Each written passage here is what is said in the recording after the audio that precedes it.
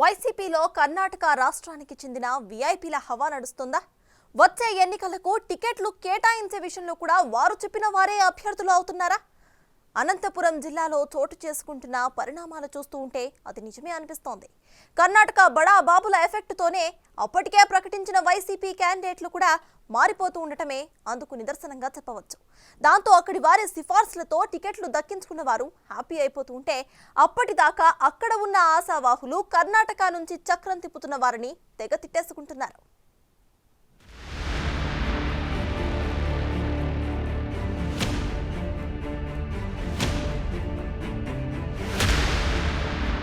ఉమ్మడి అనంతపురం జిల్లా కర్ణాటక రాష్ట్రానికి సరిహద్దు.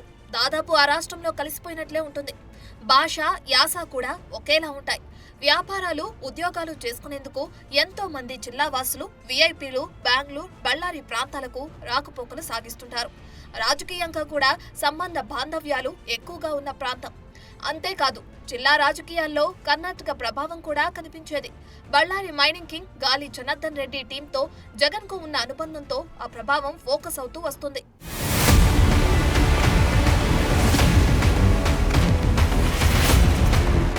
అయితే ఈసారి మాత్రం ఆ ఎఫెక్ట్ మరింత పెరిగిపోయింది. ఒక విధంగా చెప్పాలంటే అనంతపురం జిల్లాలో కర్ణాటక బాస్ల పెత్తనం నడుస్తోంది.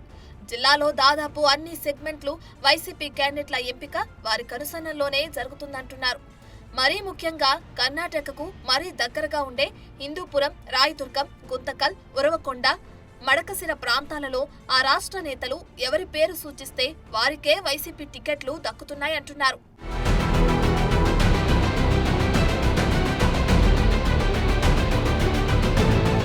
ముఖ్యంగా కర్ణాటక బీజేపీ, కాంగ్రెస్ నాయకులతో ఉన్న పరిచయాలు, ఇతర లావాదేవీలతో వైసీపీ అధినేత జగన్ వారు చెప్పిన వారికే టికెట్లు కేటాయిస్తున్నారంటున్నారు.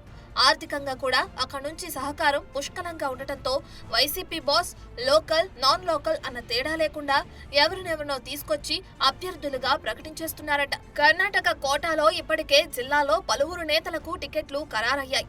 రాయదుర్గం వైసీపీ అభ్యర్థి మెట్టు గోవిందరెడ్డి, మడకసిర వైసీపీ అభ్యర్థి ఈరా లక్కప్ప, హిందూపురం వైసీపీ ఇన్ఛార్జ్ దీపికలకు అక్కడి పెద్దల ఆశీస్సులతోనే పోటీ చేసే అవకాశం లభించిందట.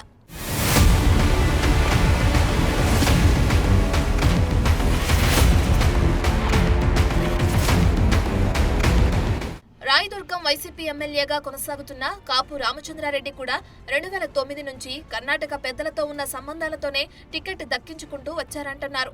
ఇప్పుడు ఆ ప్రాంత నేతలకు కాపు రామచంద్రారెడ్డికి సంబంధాలు చెడిపోవడంతో వైసీపీ టికెట్ దక్కకుండా పోయిందట.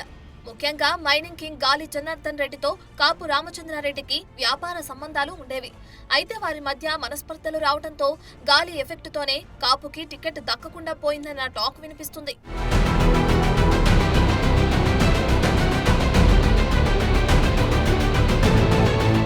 హిందూపురం వైసీపీ ఇన్ఛార్జిగా వచ్చిన దీపిక భర్త వేణుగోపాల్ రెడ్డికి కర్ణాటక కాంగ్రెస్ నాయకులతో వ్యాపార సంబంధాలున్నాయి. దాంతో అక్కడి నేతలు మంత్రి పెద్దిరెడ్డి రామచంద్రారెడ్డికి దీపిక పేరు సిఫార్సు చేయడంతో టికెట్ వచ్చిందట. టికెట్ ఇప్పించుకోవటమే కాదు, ఇప్పుడు దీపిక గెలుపు బాధ్యతలను కూడా పెద్దిరెడ్డే భుజాలకెత్తేసుకున్నారంటే కర్ణాటక బాబుల సిఫార్సు ఏ రేంజ్ లో ఉందో అర్థం చేసుకోవచ్చు.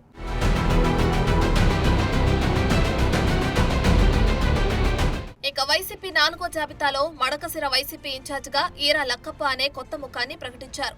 ఆయన Karnataka businessman Shivakumar recommendation తో వైసీపీ లిస్ట్ లో ప్లేస్ దక్కించుకున్నారట. మడకసిర నియోజకవర్గానికి సంబంధించి కరోనా సమయంలో మడకసిర సిఐగా పనిచేసిన శివకుమార్ ప్రస్తుతం సిఐడిలో పనిచేస్తున్నారు. చంద్రబాబు నాయుడు అరెస్ట్ అయిన స్కిల్ డెవలప్మెంట్ కేసులో విచారణ అధికారి కూడా పనిచేశారు. ఆయన ఒక ఉన్నతాధికారి సాయంతో జగన్ ని కలిసి 3rd లిస్టులో మడకసిర క్యాండిడేట్ గా పేరు ఖరారు చేయించుకోగలిగారు. అయితే కర్ణాటక లాబియింగ్ పనిచేయడంతో 4వ జాబితాతో శివకుమార్ ఆశలు ఆవిరయ్యాయంట.